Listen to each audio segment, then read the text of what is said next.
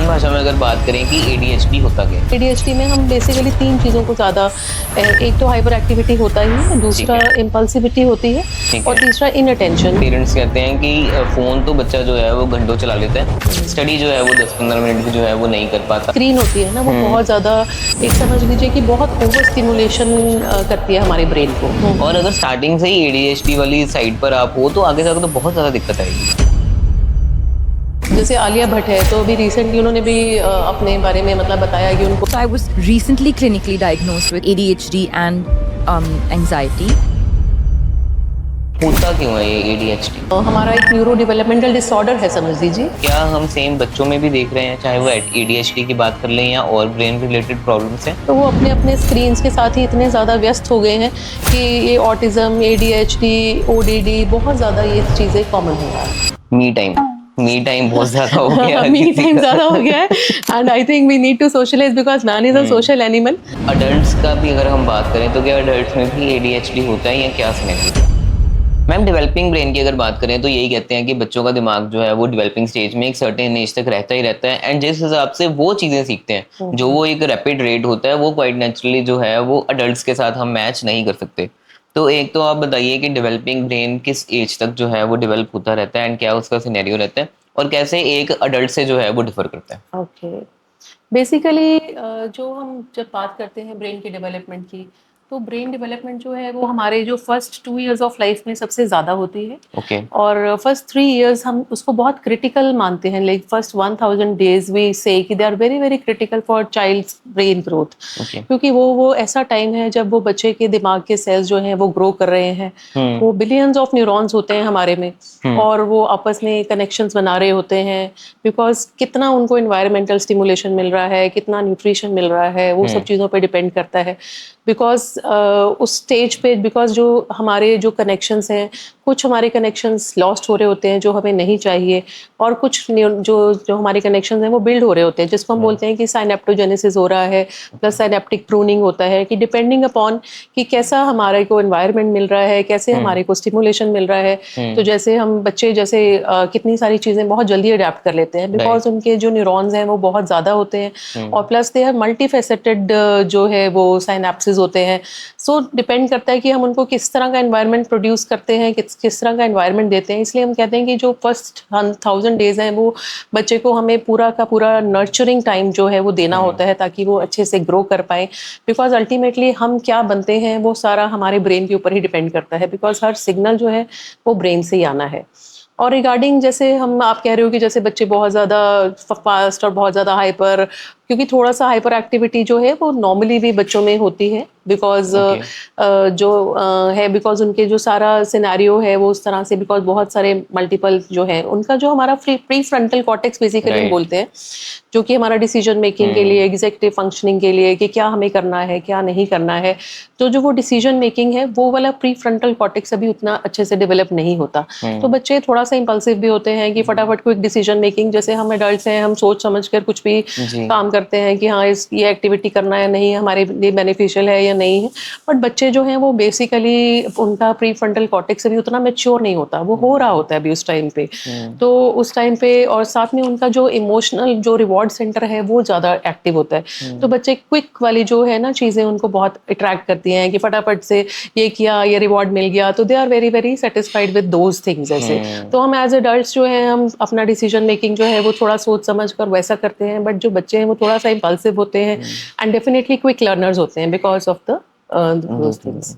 And pre frontal तो कहते हैं कि जैसे 25 साल पे जाके जो है वो पूरा डेवलप होता है। हाँ। तो उससे पहले पहले क्वाइट नेचुरली फिर जो 4-5 साल की एज है या 8-10 साल तक तो बच्चों में वो इम्पल्स होती ही बहुत ज्यादा है कि हर चीज ट्राई भी करनी है एंड हर चीज का जो है वो देखना भी है कि सिनेरियो जो है वो कैसा है। बिल्कुल बिल्कुल बिल्कुल। एंड मैम एक वर्ड जो है वो पर्टिकुलरली अगर बात करें स्पेसिफिकली बच्चों में भी एंड अडल्ट्स में भी डेफिनेटली दैट इज एडीएचडी, जो बहुत ही कॉमन टर्म अब धीरे धीरे बनती आ रही है बट बहुत से लोग हैं जिनको आज भी इसका मतलब बिल्कुल नहीं पता। तो आसान भाषा में अगर बात करें कि एडीएचडी होता क्या है? हाँ, जब भी हम लाइक एडीएचडी की बात करते हैं ना तो इन लेमन टर्म्स जो है वो ज़्यादातर लोग जब हम एडीएचडी का शब्द यूज़ करते हैं तो ज़्यादा लोग उसको रिलेट करते हैं हाइपर एक्टिविटी से, राइट। कि वो बच्चा जो है इधर उधर कूद रहा है तो सब बोलते हैं अरे इसको तो ADHD है, अरे उसको तो ADHD है, वो काम नहीं कर पा रहा, उछल कूद कर रहा है। But I would like to add कि ADHD जो है उसमें सिर्फ एक hyper activity is not the only scenario. Okay. जो ADHD जो है वो एक न्यूरो डेवलपमेंटल डिसऑर्डर है, क्योंकि जब हमारा ब्रेन डेवलप कर रहा होता है उस टाइम पे कुछ जेनेटिक और कुछ एनवायरमेंटल फैक्टर्स की वजह से तो वो जो कुछ चीज़ें जो हैं वो बेसिकली नहीं वो कर पाता है। तो उसमें बेसिकली ADHD में हम बेसिकली 3 चीज़ों को ज़्यादा, एक तो हाइपर एक्टिविटी होता ही है, दूसरा इम्पल्सिविटी होती है और तीसरा इनअटेंशन। ये तीनों का जो कंपोनेंट है, और अगर वो तीनों प्रेजेंट है, प्लस वो अगर 2 डिफरेंट सेटिंग्स में, जैसे कि घर में भी है और स्कूल या ऑफिस एनवायरनमेंट में भी सिमिलर वो जो है वो कंडीशंस एग्जिस्ट कर रही हैं, और वो अगर 6 महीने से ज़्यादा जो है वो सिम्टम्स चल रहा है, तो फिर देन हम उसको एक डिफरेंट तरह की असेसमेंट्स होती हैं, ADHD के लिए डिफरेंट असेसमेंट्स होती हैं, ताकि उसमें जो है वो डिसाइड करना कि वाकई ADHD है या नहीं। तो वो because to label an ADHD is जो है वेरी इंपॉर्टेंट, कि अगर हमारे को डेफिनेटली अगर कोई किसी को ADHD है तो उसमें डिफरेंट मेडिकेशंस, डिफरेंट थेरेपीज हैं, सो हमें डिसाइड करना होता है कि वेदर एक्चुअली ADHD है या नहीं, या सिर्फ हाइपर एक्टिविटी को ही लोग ADHD बोल रहे हैं। तो उसको एक कॉम्प्लेक्स सिनेरियो है जिसको कि आपको एक प्रॉपर इवैल्यूएशन के द्वारा ही हम लेबल कर सकते हैं ADHD। ऐसा नहीं है कि हाँ कि किसी को भी हम देखेंगे बहुत उछल कूद कर रहा है तो उसको ADHD बोल दिया। Okay. आप बात कर रहे थे कि क्या साइंस हो सकते हैं, सिम्टम्स। अगर कोई 5 साइंस या सिम्टम्स की बात करें जिससे पता लगे कि बच्चे को जो है वो ADHD है या नहीं है। ओके। बेसिकली ADHD को लेबल करने के लिए हमारा एक DSM करके क्राइटेरिया होते हैं, DSM-5 करके हम उसको यूज करते हैं।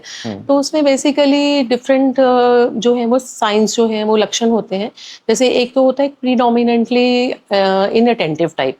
जो प्रीडोमिनेंटली इनअटेंटिव टाइप होता है ना, वो थोड़ा सा डिफिकल्ट टू डायग्नोज ADHD होता है, क्योंकि मोस्टली हम सोचते हैं कि ADHD में हर किसी में हर कोई उछल कूद कर रहा होगा, इधर उधर भाग दौड़ रहा होगा। बट इनअटेंशन में क्या होता है कि बच्चा काम होता है, आप उसको देखकर नहीं जज कर सकते कि ऐसे ही कि हाँ कि उसको, बट मेन उसको प्रॉब्लम होती है फोकस करने में। जैसे कि वो चीज़ों को ऑर्गेनाइज नहीं कर पा रहा, अपनी जैसे बुक्स, कॉपीज, पेंसिल्स उनको ऑर्गेनाइज करके स्कूल बैग पैक करना है, लेके जाना है, फिर अपना सामान पैक करके वापस लेके आना है, टीचर पढ़ा रही है, ब्लैक बोर्ड पे फोकस करना है, तो वो सब चीज़ें लैकिंग होती हैं इनअटेंटिव में। तो अपनी ही कई बार उसके दिमाग में अपनी ही उसमें थॉट्स चल रहा होता है, जिसकी वजह से वो जो एक्चुअली जो प्रायोरिटी वाला टास्क है वो नहीं कर पाता। तो उसको प्रीडोमिनेंटली हम इनअटेंटिव बोलते हैं।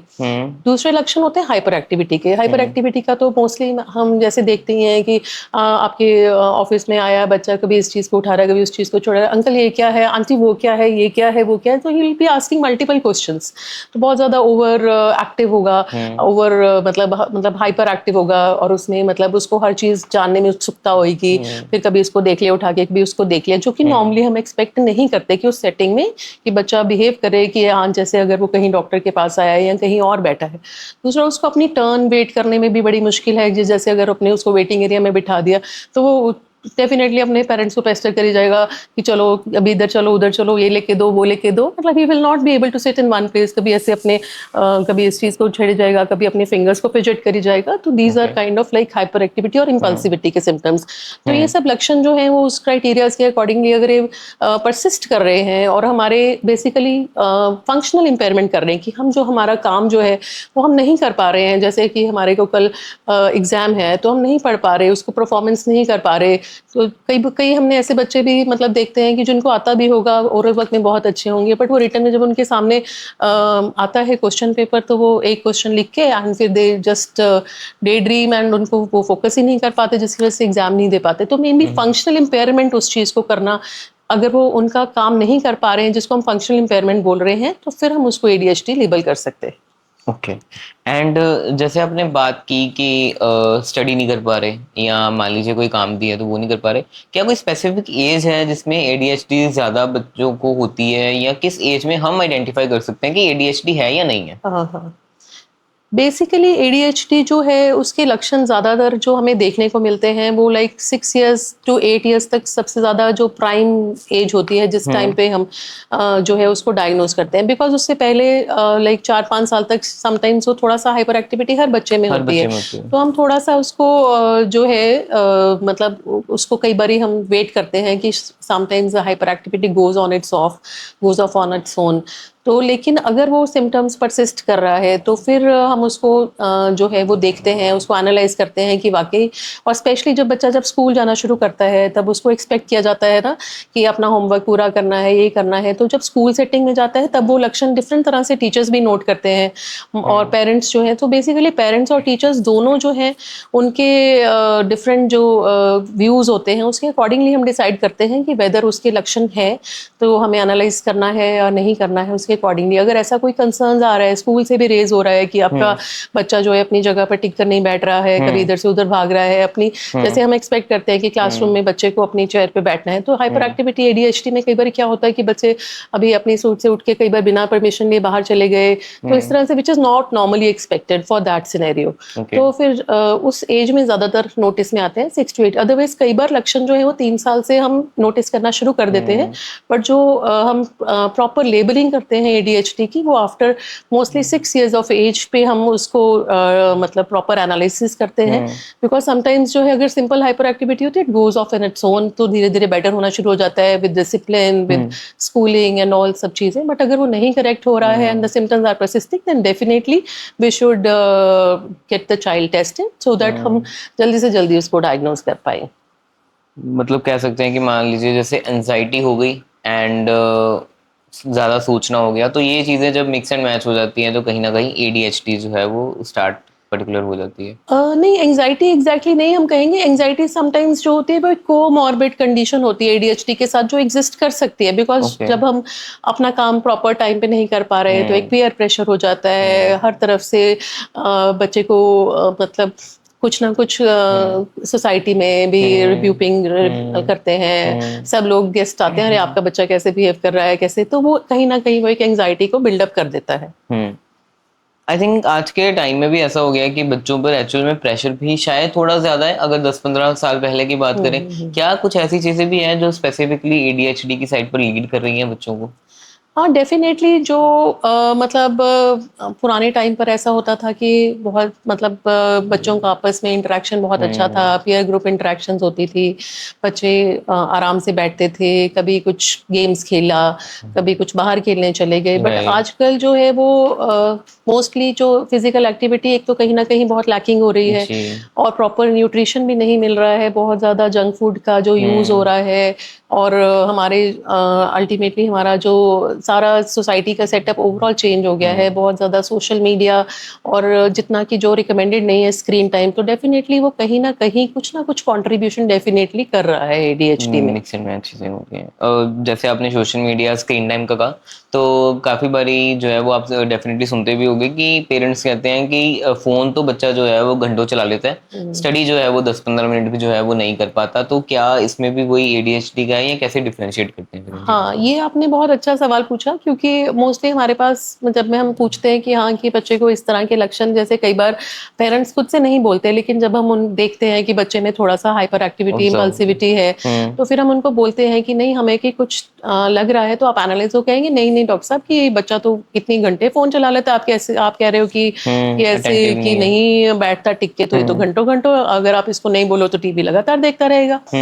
तो मैं बेसिकली जो स्क्रीन होती है ना वो बहुत ज़्यादा एक समझ लीजिए कि बहुत ओवर स्टिमुलेशन करती है हमारे ब्रेन को, तो वो बहुत ज़्यादा बच्चा जो है उसमें एंगेज हो जाता है, क्योंकि लगातार कुछ ना कुछ चेंज हो ही जा रहा है, तो उसके ब्रेन को वो एंगेज रख रही है कहीं ना कहीं, तो उसकी वजह से बच्चा उसमें वो फोकस कर पा रहा है, बिकॉज उसके जो है वो इंटरेस्ट का टॉपिक या कुछ भी और वो स्क्रोल करी जा रहा है, हमेशा उसको स्टिमुलेशन मिल रहा है, तो इस वजह से वो उस चीज़ पे फोकस कर पा रहा है। पर जो एडीएचडी में मतलब मोस्टली जब अदर सिनेरियोज होते हैं, जब बच्चे को कुछ पेशेंटली कुछ काम करना है, कुछ उसको अपना टास्क करना है, कुछ होमवर्क करना है, तो वो उतना स्टिमुलेशन नहीं प्रोवाइड करता, तो फिर वो उस चीज़ में डिस्ट्रैक्ट हो जाता है बहुत जल्दी। अगर हमने उसको बोला कि हाँ अपना होमवर्क करो, तो एक क्वेश्चन करके ही and he is lost somewhere या कुछ ना कुछ कहीं, तो कभी बोलेगा कि मुझे पानी पीने जाना है, मुझे टॉयलेट जाना है, तो उस तरह के बहाने बनाने लग जाता है, because he is not able to focus on that particular task. तो इस वजह से जो है वो स्क्रीन तो एंगेज कर लेती है, लेकिन अदरवाइज जब उसको नॉर्मल हमारी सेटिंग होती है वो नहीं कर पाता उस चीज नहीं से। मतलब कुछ ना कुछ बेसिकली चाहिए और फोन से उसे वो हाँ, चीज मिल जाती है कि हाँ, हाँ कुछ ना फोन कुछ से तो उसको मिल रहा लगातार कुछ ना कुछ वो है। कुछ क्रिएटिव कंटेंट, कुछ ना कुछ मीडिया में चल रहा है, तो लगातार ऑन द स्क्रोल है। और आजकल हमने देखा ही है कि अटेंशन स्पैन जो है वो बहुत बहुत ही कम। कम हो रहा है। Everyone is into 2 minutes 3 minutes. तो जैसे हम कई बार होता था कि आराम से बैठे रहते थे, इतने इतने घंटों बैठे रहते थे कि कुछ काम बिना किए भी, बट आजकल जो है हम देख रहे हैं कि ओवरऑल जो है वो अटेंशन स्पैन कम हो रहा है कम हो रहा है। overall, because I think there are too many distractions, too many deadlines to meet, and too much peer pressure, pressure to perform. I think that is what is taking all this. And जैसी हम चीज़ों की ma'am बात कर रहे हैं, I think अगर सही टाइम पे बच्चे का एडीएचडी ना ट्रीट हो पाए तो वैसे ही, क्योंकि आज के टाइम में अगर हम देखें जेंजी या मिलेनियल जो हमारी जनरेशन है वो ऑलरेडी इतने प्रेशर में है, इतनी ज़्यादा कंपटीशन है कि काइंड ऑफ थोड़ा बहुत एंजाइटी वाली साइड पर तो है ही है हर कोई। और अगर स्टार्टिंग से ही एडीएचडी वाली साइड पर आप हो तो आगे जाकर तो बहुत ज़्यादा दिक्कत आएगी। बिल्कुल, इसीलिए जो है वो एडीएचडी को डायग्नोस करना बहुत ज़रूरी है। अगर क्योंकि अगर सही टाइम पे अगर हम उसको डायग्नोस करते हैं तो हम डिफरेंट इंटरवेंशंस जो हैं वो हम बता सकते हैं पेरेंट्स को कि ये इस तरह से आप उनको बिहेवियरल इंटरवेंशंस कीजिए घर पे, स्कूल में, सो दैट बच्चा जो है वो परफॉर्म कर पाए अच्छे से। And plus there are certain medications also जिनको कि हम एडीएचडी में यूज़ करते हैं और जिनके बहुत अच्छे रिजल्ट्स भी हैं। तो इसलिए उसको राइट टाइम पे अगर हम डायग्नोस कर लेते हैं तो बच्चा जो है वो डेफिनेटली अपना जो है वो परफॉर्म अच्छे से कर सकता है लाइफ में। He can achieve anything. और जैसे आपने सुना होगा कि माइकल फेल्प्स जो थे, स्विमर हैं जो बहुत, जी। तो उनको भी बेसिकली एडीएचडी थी, तो उनको 9 इयर्स की एज पे डायग्नोस हुआ था एडीएचडी। तो उनकी जो मदर थी वो बहुत ज़्यादा मतलब पर्टिकुलर थी, उन्होंने उनको स्विमिंग में डाला ताकि उनकी एनर्जी जो ओवर एनर्जी है वो यूज़ हो। तो आज उन्होंने अपना जो है वो देखिए कि कितना उन्होंने इंटरवेंशन किया। तो अगर हम इंडिया की बात करें कि जैसे आलिया भट्ट है, तो अभी रिसेंटली उन्होंने भी अपने बारे में मतलब बताया कि उनको भी she has been suffering from this condition ADHD, तो but she has performed so well. तो डेफिनेटली चैलेंजेस आते हैं लाइफ में, बट अगर हम उसको सही तरीके से मैनेज कर पाते हैं तो we are able to do and we are able to perform. But उसके लिए वही सही बात है कि सही टाइम पे हमें उसका डायग्नोसिस और सही टाइम पे इंटरवेंशन वो बहुत ज़रूरी है। कुछ ये स्ट्रेटेजीज जैसे आपने कहा इंटरवेंशन की, क्या बता सकते हैं कि क्या क्या जो है वो हो सकती है? हाँ, बिल्कुल, जैसे कि एडीएचडी वाले बच्चे जो होते हैं ना, वो जो है बेसिकली उनको ऑर्गेनाइज़ेशन स्किल्स जो हैं वो लैकिंग होते हैं। तो उनको हर चीज़ को करने में थोड़ा-सा एक वो रूटीन जो है, अगर हम उसको स्ट्रक्चर्ड एक रूटीन हम बताते हैं कि फ़ॉलो करें, कि रोज़ उसी टाइम पे बच्चे को उठाएँ, उसी टाइम पे ही मतलब उनको एक बेसिक टास्क्स की लिस्ट जो है इधर इधर हम विजुअली भी उनको बोलते हैं कि जैसे बेडरूम में आप डिस्प्ले कर सकते हो, सो दैट कि वो मतलब 6 बजे उठना है, इतने बजे ब्रश करना है, फिर नहाना है, फिर अपना स्कूल बैग पैक करना है और अपना इतने बजे जाना है, इतने बजे वापस आना है। तो इस तरह से हम स्ट्रक्चर्ड एक रूटीन उनका बिल्डअप कर सकते हैं और उसको हम वॉल पे पेस्ट कर सकते हैं, so that he can always go to that routine, because visual followers बच्चे बहुत ज़्यादा अच्छे होते हैं। तो जब वो उनको फॉलो उसको देखते हैं तो उनको याद आ जाता है कि हाँ ये करना है। फिर उनको जैसे कई बार बच्चे हम देखते हैं कि जैसे स्कूल में गए तो अपना कभी पेंसिल भूल आए, कभी बॉटल भूल आए, कभी टिफिन भूल आए, तो हम उनको एक लिस्ट मतलब प्रोवाइड कर सकते हैं। जैसे पेरेंट्स हैं वो एक लिस्ट बना के दें कि हाँ अपना बॉटल चेक लिस्ट बोलते हैं कि हाँ कि बॉटल, टिफिन, ये सब चीज़ें हमने पैक कर लिया, बुक्स पैक कर लिया। And we can take the help of teachers also. तो we can ask the teacher कि हाँ कि उनको 5 मिनट पहले रिमाइंडर दे दें कि हाँ बेटा यू पैक योर बैग, तो अपना लिस्ट चेक करो, सो दैट जो है वो धीरे धीरे जब वो सेम रूटीन डेली फॉलो करते हैं तो डेफिनेटली कहीं ना कहीं वो जो हमारा बिहेवियरल थेरेपी का काइंड ऑफ एक्ट करता है वो, तो उस तरह से वो बच्चे को रूटीन फॉलो करना आ जाता है धीरे धीरे कि क्या उसके लिए प्रायोरिटाइज करना, उसको जो है वो चैलेंजेस जो है वो इजीली फेस करने लग जाता है। और प्लस हम जो बहुत बड़े बड़े टास्क हैं, जैसे कि हम उनको बोल दें कि हाँ कि आजकल आपका इस चीज़ का टेस्ट है तो आप ये चैप्टर रिवाइज कर लो, तो हम उनको दे देंगे, पर वो हो सकता है कि वो पढ़ने बैठे पर उनका दिमाग कहीं और ही लॉस्ट हो जाए। तो इसलिए उनको जो है हमें शॉर्टर टास्क्स में जो स्प्लिट करके देना चाहिए, कि जैसे हमने 2 to 3 क्वेश्चंस का उनको लिस्ट दिया कि बेटा you do this and then we will again do this, है ना। एंड फिर हम एक रिवॉर्ड बिहेवियर कर सकते हैं कि आप इतना काम कर लो, फिर हम बाहर चलते हैं, खेलने के लिए चलते हैं, या what ever topic that interest them. It may be a board game, it may be badminton, it may be anything for the particular child. तो हम उसको छोटे छोटे टास्क में स्प्लिट करके एंड उनको एक रिवॉर्ड सेंटर की तरह से भी यूज कर सकते हैं कि हाँ आप इस तरह से करो, फिर हम ये करते हैं। तो धीरे धीरे वो चीजें जो है वो स्ट्रीमलाइन होने लगता है कि तो बच्चा आराम से फिर वो कर पाने लगता है। होता क्यों है ये एडीएचडी? ADHD बेसिकली जो है हमारा एक न्यूरो डेवलपमेंटल डिसऑर्डर है, समझ लीजिए। ओके। तो इसमें बेसिकली जेनेटिक फैक्टर्स कुछ प्ले करते हैं, कुछ एनवायरमेंटल एंड कुछ मल्टीपल फैक्टर्स होते हैं ना। तो कुछ फैक्टर्स ऐसे जो जेनेटिकली जो है कई बार जैसे पेरेंट्स में किसी में ADHD है तो उसमें बच्चों में होने के चांसेस ज़्यादा होते हैं। एंड समटाइम्स कुछ ऐसा सिंड्रोमिक्स होते हैं, जैसे कोई सिंड्रोमिक इशू है जिसकी वजह से ADHD, जैसे क्लाइनेफेल्टर सिंड्रोम है, फ्रेजाइल एक्स सिंड्रोम है, जिसमें ADHD होने के चांसेस ज़्यादा होते हैं।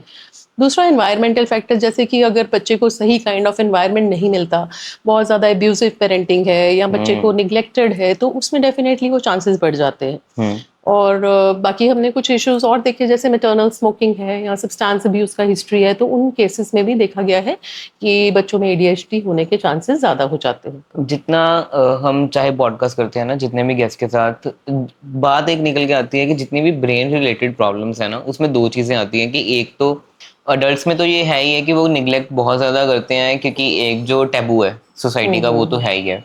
एंड सेकंड की धीरे धीरे जो है वो ये इंक्रीज हो रही है, बढ़ रही है। तो क्या हम सेम बच्चों में भी देख रहे हैं, चाहे वो ADHD की बात कर लें या और ब्रेन रिलेटेड प्रॉब्लम्स है, कि विद टाइम जो है वो इंक्रीज हो रही है? हाँ, डेफिनेटली जो मेंटल हेल्थ इश्यूज हैं, जैसे मतलब अब डेफिनेटली इंसिडेंस जो है वो बढ़ गया है।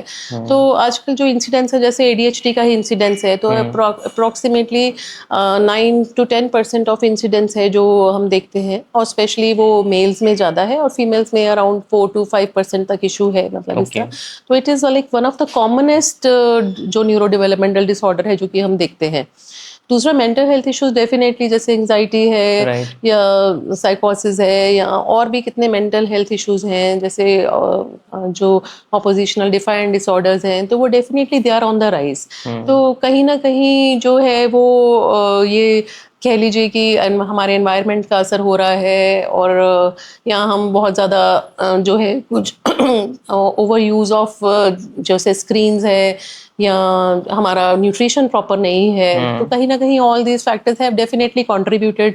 और जैसे पुराने टाइम पे हम सारे फैमिलीज इकट्ठे बैठते थे, तो बच्चे जो है वो आपस में आजकल कोई इंटरेक्शन नहीं है। और आप किसी मतलब आप देखोगे तो बच्चों की आपस में ही इंटरेक्शन नहीं है, अगर मतलब मोस्टली जो है वो, क्योंकि एक बहुत ज़रूरी पार्ट है कि वो इमोशनल रेगुलेशन के लिए कि हमने कैसे मूव करना है सोसाइटी में। तो आजकल सबसे जो ज़्यादा डिफिकल्टी हम फेस कर रहे हैं कि सोशल कम्युनिकेशन बहुत ज़्यादा लैक हो रहा है, कि मतलब चिल्ड्रन मतलब जो है they don't know how to communicate and they don't want even to communicate. तो वो अपने अपने स्क्रीन्स के साथ ही इतने ज़्यादा व्यस्त हो गए हैं कि ये ऑटिज्म, ADHD, ODD बहुत ज़्यादा ये चीज़ें कॉमन हो रहा है। मी टाइम बहुत ज्यादा हो गया है, मी टाइम ज्यादा हो गया है, and I think we need to socialise because man is a social animal. तो जो है वो, तो हमें डेफिनेटली हमारी इमोशनल रेगुलेशन के लिए, हमारी ब्रेन की डेवलपमेंट के लिए, तो हमें वो सब चीज़ें हम एक्सपीरियंस करेंगे, फिर ही तो हम सीखेंगे। अगर हम कुछ एक्सपीरियंस ही नहीं कर रहे कि किसी को कैसे बात करना है, किसी के साथ कोई नाराज हो जाए तो उसको कैसे मनाना है, तो ये सब चीज़ें जो है वो आजकल जो है लड़ाई झगड़ा होता है तो साथ ही रिलेशनशिप कट ऑफ। तो ये सब चीज़ें जो डेफिनेटली ये हमारे को जब हम सोसाइटी में मूव करते हैं तभी आती हैं। तो अगर हम वो सीखेंगे ही नहीं तो फिर वो कैसे आएगा? बट देख तो अपने पेरेंट्स को ही रहे हैं ना, या बड़े भाई बहनों को ही देख रहे हैं। एंड काइंड ऑफ अगर हम अडल्ट्स की बात करें तो उनका भी सेम ही सिनेरियो हो गया हुआ है। They don't want to go outside जा भी रहे हैं तो मेजॉरिटी हैबिट्स जो हैं वो अच्छी नहीं है, वो रिवर्स साइड पर ही है। एंड अगेन उनका भी स्क्रीन टाइम बहुत ज्यादा है, सेम चीज वही आ गई कि पेशेंस लेवल उनमें भी नहीं है। तो कहीं ना कहीं वहीं से भी जो है चीजें डेवलप हो रही है। डेफिनेटली बिल्कुल, जो बच्चे हैं वो मोस्टली जो है उन्होंने एनवायरनमेंट से ही सीखना है। So basically parents have to be the role models. तो हमें वो एक डेफिनेटली जैसे वो क्राइटेरियाज होने चाहिए कि हाँ कि खाना इकट्ठे खाना है, कोई ना कोई फैमिली जो गेम है वो इकट्ठे खेलें। तो we should spend quality time with children, because तभी हम इन सब चीज़ों को थोड़ा सा बढ़ने से रोक सकते हैं। वरना जिस तरह से आजकल का सिनेरियो है, डेफिनेटली ये चीज़ें बढ़ रही हैं। और आई थिंक हमें एज पेरेंट्स जो हैं सबसे पहले हमें रोल मॉडल बनना है। थोड़ा सा हमें बाहर बच्चों को कोशिश करना है कि नेचर में ज़रूर इन्वॉल्व करें, may be it a gardening activity और समथिंग, चाहे नेचर वॉक पे जाए, थोड़ा कुछ अल्टीमेटली जो है अपने माइंड के रिलैक्सेशन के लिए कोई फिजिकल एक्टिविटी, कोई गेम्स ज्वाइन कराएं, सोशल कम्युनिकेशन इनकरेज करें, जैसे रिश्तेदारों के घरों में भी जाना आना वो आजकल बहुत लैकिंग हो गया है। तो that was in some way very very important. तो आई थिंक वो सब चीज़ें हमें इनकरेज करना चाहिए। मैम आपने वर्ड यूज़ किया ऑटिज्म, तो ऑटिज्म भी डेफिनेटली बहुत ज़्यादा बढ़ रहा है धीरे धीरे। क्या एडीएचडी का ही पार्ट है? क्योंकि लोग जो है ना ऑफन इसे बहुत कंफ्यूज करते हैं एडीएचडी के हाँ साथ। हाँ, बेसिकली जो है ऑटिज्म जो होता है, बेसिकली ऑटिज्म स्पेक्ट्रम डिसऑर्डर जो है वो एडीएचडी और ये दोनों एक अलग अलग डिसऑर्डर्स हैं okay. Basically. Sometimes there is an overlap also, क्योंकि कई बार ऑटिज्म स्पेक्ट्रम के बच्चों में एडीएचडी का कंपोनेंट देखा गया है। क्योंकि समटाइम्स जो है वो जब अपने कम्युनिकेशन जो है नहीं कर पाते, अपनी नीड्स को नहीं बोल पाते हैं, तो कई बार वो फ्रस्ट्रेशन में भी कई बार वो हाइपर एक्टिविटी शो करते हैं, रेस्टलेसनेस शो करते हैं। And sometimes ADHD is a part and parcel of autism spectrum disorder also. तो these two syndromes can overlap also. तो बट ऑटिज्म स्पेक्ट्रम में बेसिकली जो बच्चे को ज्यादा सोशल कम्युनिकेशन में ज्यादा प्रॉब्लम होती है, वो अपने आप में ही रहना चाहता है। तो लेकिन एडीएचडी में ये ऐसा होता है कि अगर बच्चे को कम्युनिकेशन उसका मोस्टली ऑफ द टाइम सही होता है, बट ये है कि वो थोड़ा सा हाइपर एक्टिव होता है। पर ऑटिज्म वाला बच्चा है यूजुअली जो है वो अपने आप में ही रहना चाहता है, तो वो थोड़ा सा मतलब इनमें ओवरलैप एग्जिस्ट करता है, बट थोड़ा सा डिफरेंट डिसऑर्डर्स हैं ये। हमने बात की मैम पहले भी स्क्रीन टाइम की, तो अगर हम ओवरऑल देखें तो क्या उसमें से one of the biggest factor जो है वो स्क्रीन टाइम बन के आ रहा है, जो बच्चों के ब्रेन को जो है या उसकी डेवलपमेंट को कहीं ना कहीं किसी तरीके से इफेक्ट तो कर ही रहा है? हाँ, डेफिनेटली वन ऑफ द जो एनवायरमेंटल फैक्टर्स है डेफिनेटली स्क्रीन टाइम है, but we can not actually overrule the, because जो मेजर है कि there are some people who are prone to it to have ADHD, not every child who has, because आजकल हम देखते हैं कि screen time तो मोस्टली 90% ऑफ द चिल्ड्रन जो है वो यूज कर रहे हैं, but not every one suffers from ADHD. But screen time कहीं ना कहीं कॉन्ट्रीब्यूट कर रहा है, इट कैन मतलब ज्यादा उसको एग्रीवेट कर सकता है, but we can not actually अभी हम पूरी तरह से उसको ब्लेम नहीं कर सकते हाँ कि that is only entirely responsible for ADHD. Definitely it can lead to some kind of hyperactivity, but ADHD as a spectrum if we see, तो मतलब उसको अभी जो है हम पूरी तरह से ऐसा नहीं है कि हाँ कि स्क्रीन टाइम की वजह से, but because there is a certain people who are prone to have that, and जब वो सब चीजें जब environment के थ्रू वो है तो फिर वो definitely worsen कर सकता है ADHD की प्रॉब्लम। पेरेंट्स भी तो कहीं ना कहीं लेजी हो गए ना, मतलब बच्चा रो रहा है तो फोन, खाना नहीं खा रहा तो फोन, तंग कर रहा है तो फोन।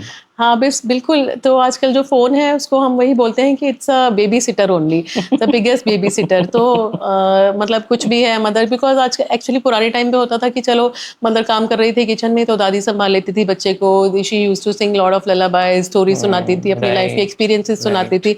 पर आजकल मोस्ट ऑफ द फैमिलीज जो हैं दे हैव बिकम न्यूक्लियर, और मदर्स आर मोस्टली वर्किंग, तो खाना बनाना है, काम करना है, तो डेफिनेटली वो कहीं ना कहीं वो एक फ़ोन जो है वो एक सपोर्ट सिस्टम की तरह आ जाता है, and most of them are using.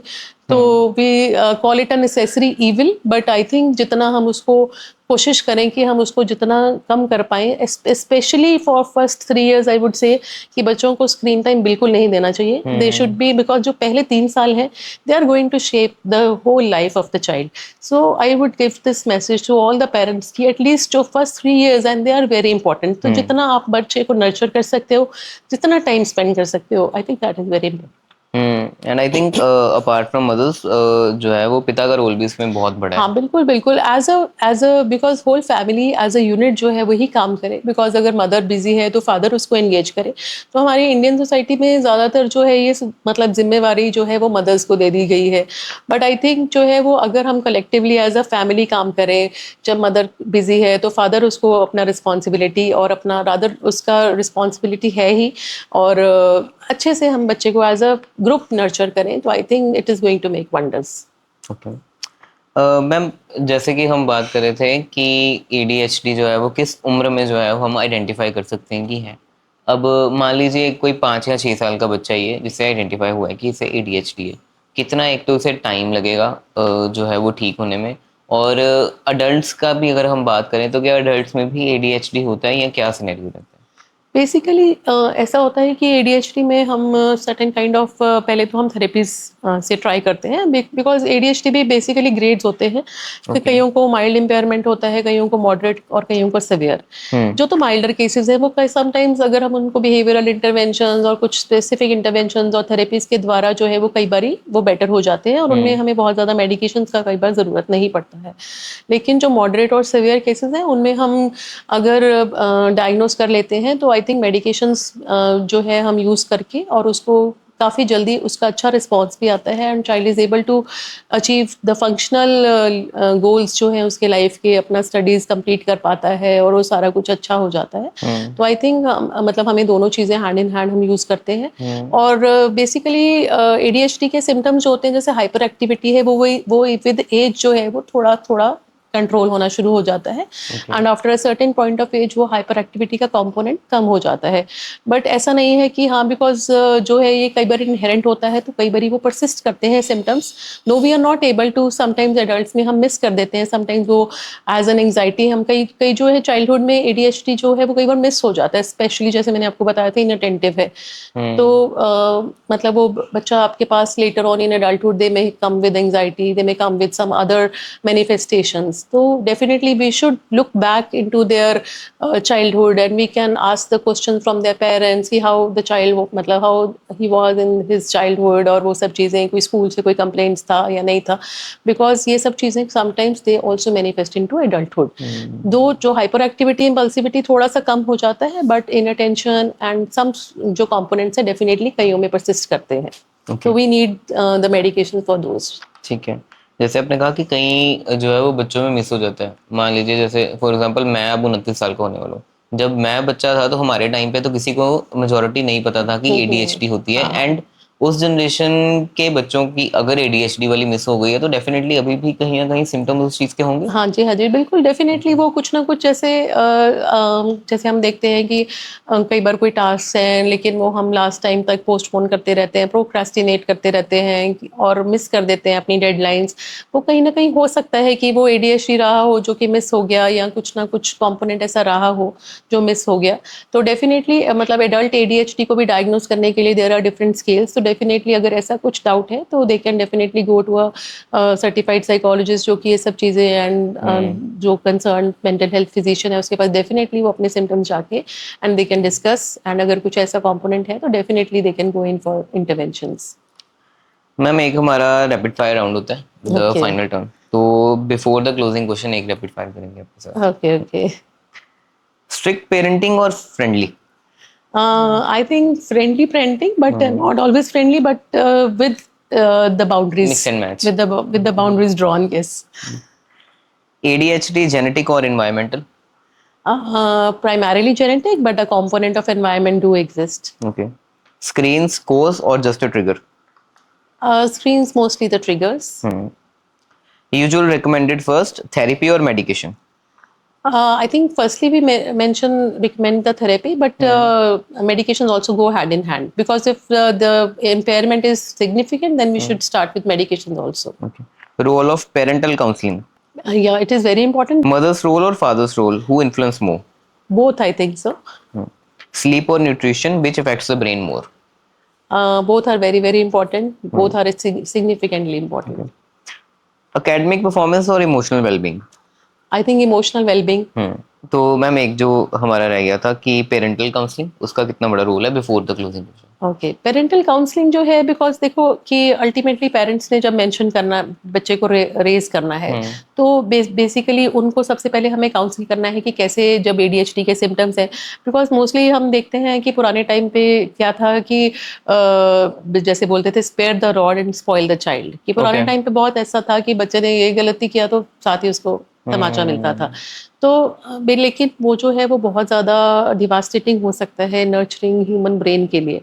तो बेसिकली पेरेंट्स को सबसे पहले ये समझना है कि हाँ, कि बच्चा इस तरह से क्यों बिहेव कर रहा है, कि अगर कुछ उसको प्रॉब्लम है तो हमें उसका हल ढूंढना है, ना कि हमने उसको स्नब करना है। बिकॉज अगर हम उसको बार बार मतलब मारी जाएंगे तो फिर अल्टीमेटली वो उस टाइम के लिए तो may be he will control his, but ultimately वो जो चीज़ें हैं वो और बिल्डअप हो जाता है। तो सबसे पहले तो पेरेंट्स को ये समझाना है कि आप एक्सेप्ट करो कि ये बच्चे का डायग्नोसिस है और हमने इसको कैसे डील करना है, और उनको हमें बेसिकली कि किस तरह से डील करना है साइकोलॉजिस्ट के साथ उनकी मीटिंग कराते हैं। Because it can be sometimes frustrating for parents also, क्योंकि सोसाइटी में मोस्टली सब बोल देते हैं कि अरे इन्होंने तो अच्छे से पेरेंटिंग नहीं किया होगा, इन्होंने बच्चे को अच्छे से डील नहीं किया होगा, तभी बच्चा ऐसे बिहेव कर रहा है। तो basically as a doctor I want to give this message कि it's not because of the bad parenting but it is just the inherently it's a neurodevelopmental condition। तो हमें as a society भी accept करना है, so that parents जो है वो उस चीज़ को फेस ना करें सोसाइटी से। Because most of the times जब पेरेंट्स भी फ्रस्ट्रेट हो जाते हैं, जब उनके बच्चे को हर टाइम ऐसा बोला जाता है, तो आउट ऑफ फ्रस्ट्रेशन तो वो ultimately all their frustration goes into anger and ultimately the child is affected. तो अल्टीमेटली हमें ओवरऑल जो पेरेंट्स को, उनकी जॉइंट फैमिली को, सबको काउंसिल करना है कि हाँ, कि किस तरह से मैनेज करना है, अगर बच्चे का, अगर वो टैंट्रम्स थ्रो करना है, कैसे मैनेज करना है। Because we have to be very very patient. अगर हम बहुत ज़्यादा ओवर रिएक्ट करेंगे, बहुत ज़्यादा, वो तो बच्चा अल्टीमेटली ही learn the aggression only. So we have to teach him कि हाउ टू मैनेज, अगर कोई बिहेवियरल मेल्टडाउन हो गया है तो हाउ टू मैनेज। तो I think parental counselling is very very important and becomes the first, I think, step in dealing with the ADHD child. I think जो late 90s या early 20s के अब parents बन रही है generation, वो तो स्टिल थोड़ा बहुत इन चीज़ों को समझती है। पहले वाले तो खुद भी मारते थे, स्कूल वालों को भी कहते थे कि हमारा तो बच्चा ही नहीं है, आपका ये, आप भी मारो, बस जो है वो ठीक रहना चाहिए। बट अब आई थिंक जो है वो डेफिनेटली चेंज हो रहा है। हाँ जी, बिल्कुल। कुछ चीज़ें जो है वो out of the science and research जो है वो बेटर भी हो रही है, और कुछ चीज़ें जो है वो डेफिनेटली जो है science is an ever evolving. Because पुराने टाइम पे जो कंसेप्ट था पेरेंटिंग का, अब वो इंटायरली चेंज हो गया है। अब now the concept is that we should be friendly with the child, then only he can tell कि क्या उसको प्रॉब्लम्स है, क्या नहीं है। अल्टीमेटली अगर वो डरता ही रहेगा हमसे, तो how will he deal with this? Thank you ma'am, thank you so much for today. आज आपने अपना टाइम दिया, बहुत क्रूशियल टाइम है आपका, हमें पता है। बट कुछ ऐसे टॉपिक थे जो डेफिनेटली आसान भाषा में ऑडियंस को समझाने बहुत इंपॉर्टेंट थे, सो एज कि वो अवेयर हो पाए, क्योंकि जो आज के बच्चे हैं वही डेफिनेटली कल का फ्यूचर है, एंड वो जितने सिक्योर रहेंगे उतना बढ़िया रहेगा। Thank you so much for thank you so much, thank you.